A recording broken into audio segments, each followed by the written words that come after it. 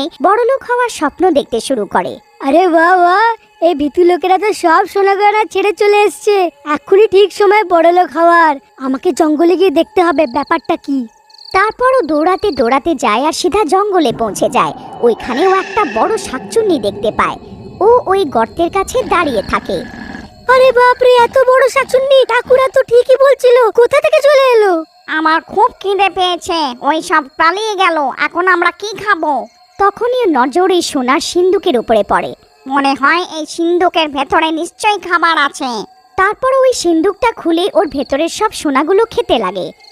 আরে মরে গেলাম রে! এই মূর্খ শাকচুন্নি, তুই কি করলি? সব সোনা গয়নাগুলো খেয়ে ফেললি, আমার সব ইচ্ছে জল ঢেলে দিলি। এখন আমি কি করি? কিন্তু এর তো কোনো ভোজন তো ছিল না যে শাকচুন্নি হজম করে নেবে। এই সোনা গয়নাগুলো শাকচুন্নির পেটের ভেতরেই থাকবে। বাস, আমাকে এই সোনা গয়নাগুলো ওর পেটের ভেতর থেকে বের করতে হবে। কেননা আমি ওর পেটের ভেতরে ঢুকে যাই আর সোনা গয়নাগুলো নিয়ে নি। আমি যাই, গিয়ে লাল্লানকে ডেকে আনি। ও সিধা দৌড়াতে দৌড়াতে যায় আর লাল্লানের বাড়ি পৌঁছে যায়। আরে লাল্লান, দরজাটা খোলো, আমি দরকারি কাজে এসেছি। তারপর লাল্লানের বউ আসে আর জাগিরাকে দেখে খুব রেগে যায়। আরে তুমি আবার এসে গেলে? তোমায় বলেছিলাম না আমার